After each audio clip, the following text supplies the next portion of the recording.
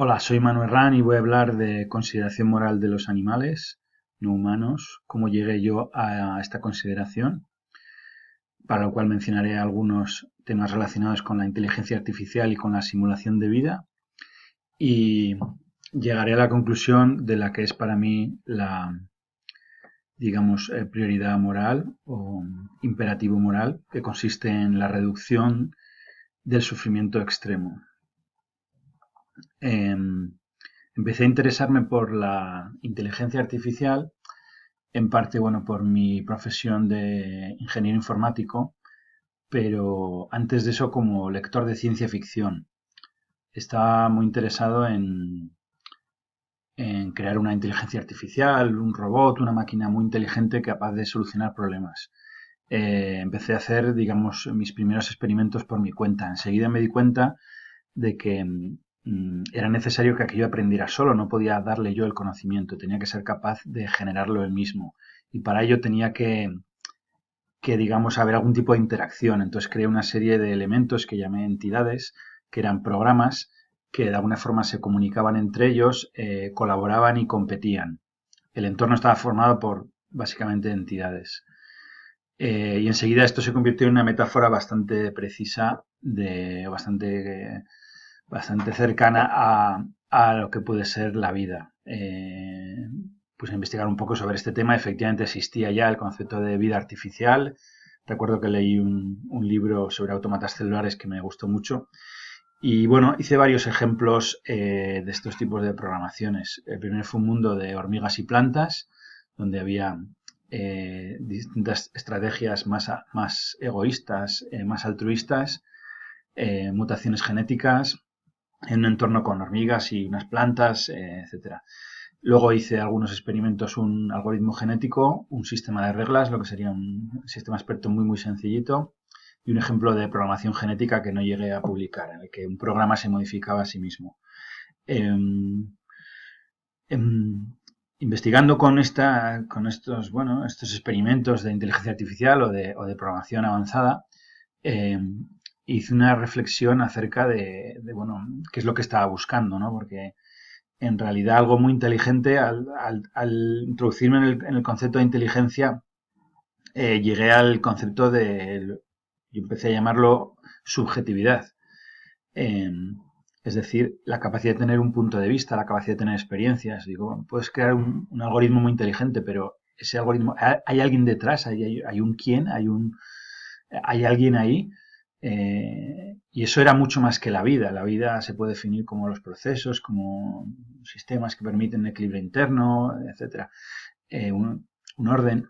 Pero yo reflexionaba, estos sistemas, estos programas pueden tener ese yo, esa conciencia, esa subjetividad, y llegué ahí a lo que sería la capacidad de sentir, ¿no? De todo eso, lo más relevante sería la capacidad de sentir y poder experimentar cosas positivas y negativas, poder sentir, disfrutar o sufrir, ¿no? Entonces, reflexionando sobre todo esto, un poco para separar el problema y empezar a entenderlo, clasifiqué la realidad en tres tipos de cosas. Y efectivamente esto, bueno, pues al menos a nivel descriptivo todos los científicos, de hecho, llegan a este punto. Lo único que cada uno habla en su lenguaje y parece que hablamos de cosas diferentes, pero, por ejemplo, una filosofía, digamos, monista. El monismo considera que hay una única realidad y puede ser material, por ejemplo, materialismo. Aunque pueda haber un monismo, digamos, espiritualista o espiritual que piensa que toda la realidad es espiritual. Vale, luego se habla de un dualismo. El dualismo sería, por ejemplo, eh, mente, cerebro, mente o cuerpo-mente o una realidad material y una realidad espiritual.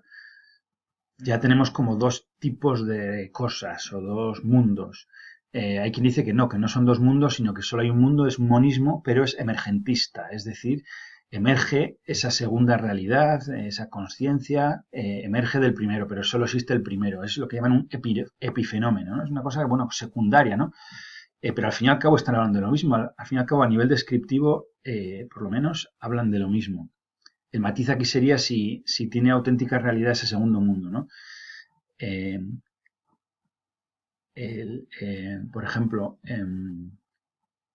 Popper, en uno de sus libros, habla de tres realidades, tres mundos. Y aquí llegaremos del dualismo al trialismo, ¿no? Habla del mundo material, habla del mundo de las experiencias, incluye los pensamientos, y habla del mundo de las ideas. Eh, yo comparto esta visión trialista, lo que pasa es que los ordeno de otra forma. Para mí, y ahora voy a hacer un análisis de lo que sería un individuo, un ser vivo, consciente, sintiente, como por ejemplo yo o tú mismo. Entonces, tengo un cuerpo que es material, tengo una forma de pensar, tengo unas ideas, tengo una memoria. Entonces, estos son datos. Lo primero es hardware, ¿no? Entonces, hay un tipo de realidad que es material, hay otro tipo de realidad que es ideas, digamos, es datos, es información, y incluyo aquí los algoritmos como información, y hay un tercer tipo de realidad que es las experiencias, las sensaciones. Eh, Popper hablaba de estos tres mundos, pero en otro orden. Es igual. Quiero destacar que es coherente esta visión con el monismo emergentista y con el dualismo. Al fin y al cabo, al menos a nivel descriptivo, tenemos estas realidades. Donde puede estar la diferencia es si queremos identificar alguna de estas como la auténtica realidad, si queremos ser monistas y decir, bueno, vale, hay distintas realidades, pero la auténtica, la única de las otras son epifenómenos, la auténtica es esta. ¿Y cuál sería esa realidad? Aquí sí que estoy muy en desacuerdo con otros filósofos que mantienen que, por ejemplo, que la realidad es material. Estos filósofos y científicos materialistas dicen, toda la realidad es material porque yo solo me fío de lo material, de lo tangible, ¿no? De lo que puedo tocar. Pero fijaros la palabra, tocar, lo tangible. Tangible tocar significa experiencia. Es decir, los filósofos y científicos que se dicen materialistas, cuando empiezas a profundizar en la idea de su materialismo, llegas a que el mundo del que están hablando no es el mundo 1 de la materia, sino que están hablando del mundo 3 en mi numeración, el de las experiencias. Entonces, en esta explicación, en esta interpretación de la realidad, yo tengo un objeto, ¿no? Por ejemplo, este objeto. ¿Este objeto es material? No. Este objeto, esto que veo aquí, no es un objeto material. Esto que estoy viendo es la representación en mi mente del objeto, es como una proyección, es como una película. Y cuando he dicho representación en mi mente y toco aquí la cabeza, ¿es eso correcto? No, tampoco es correcto. Esto de aquí es una representación en mi mente. Esto que hago aquí, toc, toc, es una representación en mi mente. ¿Qué es mi mente entonces? Mi mente es todo esto. Todo lo que veo, absolutamente todo, es mi mente. Y toda esta reflexión que tiene que ver con la consideración moral de los animales no humanos, pues lo siguiente. Yo empecé a trocear la realidad de esta forma y dije, mi cuerpo, mundo uno, el físico. ¿Yo me identifico con mi cuerpo? Bueno, sí, mi cuerpo es este, pero ha ido cambiando en el tiempo. Seguramente no mantengo ninguna de las células que tuve hace X años, ¿no? Y mi cuerpo ha ido cambiando y hasta podría no reconocerme en una fotografía antigua. Entonces, bueno, soy mi cuerpo, pero no me siento muy identificado con mi cuerpo. Mundo 2, el de las ideas, el de los pensamientos. Me siento identificado con mis recuerdos, con mi manera de pensar. Mi manera de pensar ha cambiado en el tiempo. Mis recuerdos obviamente han cambiado en el tiempo. Incluso se podrían borrar algunos recuerdos. Y bueno, sí, me siento más yo en mi manera de pensar que en mi cuerpo, pero aún así, soy yo, mi manera de pensar. Pienso que no, que hay algo más profundo que es mi yo, ¿no? Salto entonces al mundo 3, que es el de las experiencias. Esto es mucho más íntimo. El mundo 3 es el de lo que siento. Me siento bien, me siento mal, siento dolor, siento satisfacción, siento experiencias una tras otra, ¿no? Esto sí parece más profundo, más íntimo mío, ¿no? Lo que pasa es que también ha ido cambiando en el tiempo, ¿no? Eh, entonces, ¿qué es yo? Y voy a hablar ahora de un cuarto mundo y voy a un poco tirar por tierra esta definición del yo basada en estos tres mundos. Es decir, si yo soy el mundo 1, el mundo 2 y el mundo 3 y he visto que no me termino de identificar con ello, mi yo, en el sentido de mundos 1, 2 y 3, queda definido como una especie de patrón en el tiempo, como una continuidad, pero que digamos que más parecida a una ilusión que a una realidad. Sin embargo, voy a hablar ahora de un cuarto mundo, que sería el mundo de la pura subjetividad. Es decir, yo soy capaz de tener experiencias, el mundo 3, que es en el que realmente estamos todos, porque tengo capacidad de sentir, porque tengo punto de vista ahí. Y ahora pensemos en esa subjetividad, en esa capacidad de forma pura, ¿no? En este cuarto mundo, que para mí es lo que más nos define, este cuarto mundo, seríamos todos iguales. Es decir, no habría ninguna diferencia entre un individuo y otro, absolutamente ninguna. Si ese individuo tiene capacidad de sentir, esa esencia profunda, ese cuarto mundo que es la capacidad de sentir, sería, no es que sea igual, son dos cosas que son iguales, es que sería la misma cosa. Para mí es una metáfora parecida a la definición de genes que da Richard Dawkins en El gen egoísta, ¿no? Cuando dice que un gen en su libro no es un valor en un alelo, un valor en una cadena genética, es ese valor en cualquier cadena en ese individuo o en otros individuos. Es decir, el concepto de genes que se reproducen egoístamente en el libro de Dawkins hace referencia a ese valor esté donde esté y no, en su definición no habla de que está replicado ese gen, sino que es el mismo, es exactamente la misma cosa. Pues más o menos esa idea es la que quiero transmitir aquí. Bien, y llegando a esta conclusión de que nuestra naturaleza más esencial es la experiencia, de aquí deduzco la necesidad, la urgencia moral de reducir el sufrimiento. Digamos que me posiciono de forma consecuencialista, utilitarista, y considero a toda la población de todos los seres sintientes como si fueran uno solo. Porque en última instancia, en este análisis llego a la conclusión de que no hay diferencia entre individuos. Entonces, incluso quien quiera decirlo desde un punto de vista egoísta, yo considero que yo con mayúsculas soy todos los seres sintientes. Y entonces actúo como un único individuo, como una especie de Gaia, en mi propio beneficio. Y para actuar en mi propio beneficio, ¿qué debo hacer? Pues en principio, eliminar el sufrimiento extremo. Y es que existe la realidad de que en nuestro universo, en nuestro planeta, tenemos unas cantidades obscenamente elevadas de sufrimiento extremo.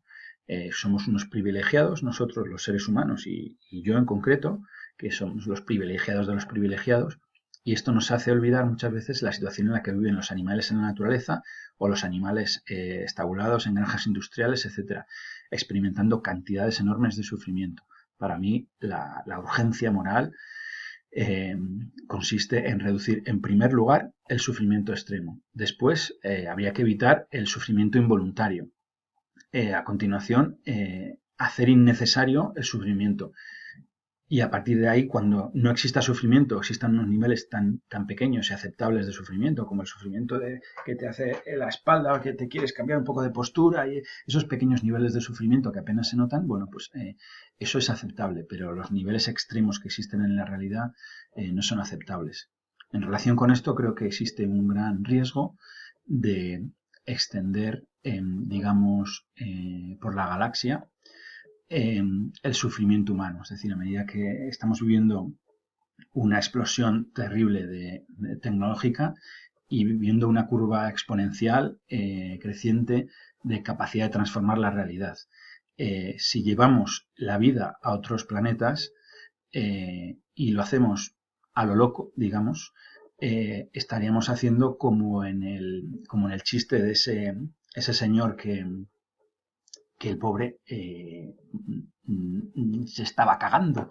Este señor se estaba haciendo caca y va corriendo a su hotel y va a la recepción a la planta baja y pregunta por los servicios y resulta que están cerrados porque están no sé qué problema y entonces sube corriendo a su habitación, entra y resulta que también su cuarto de baño tiene un problema y el hombre no sabe qué hacer y se está haciendo caca y entonces coge un calcetín y se quita el calcetín y se pone a hacer caca en el calcetín. Y entonces dice, ¿y ahora qué hago con esto? Y como no tiene ni papelera ni dónde echarlo, pues entonces abre la ventana y coge el calcetín y empieza a dar vueltas y vueltas para tirar el calcetín por la ventana, cuando descubre que el calcetín tenía un agujero, ¿no? Pues esto es lo que haríamos si nos extendemos por el universo a lo loco, digamos. Estaríamos extendiendo niveles de sufrimiento totalmente inaceptables. Pienso que debemos dar un paso atrás, primero recapacitar, primero controlar, primero ser capaces de tener sociedades, ecosistemas, poblaciones con unos niveles aceptables de sufrimiento, si el sufrimiento extremo existe ahora, y después ya podremos extender esa felicidad razonable por el universo. Gracias.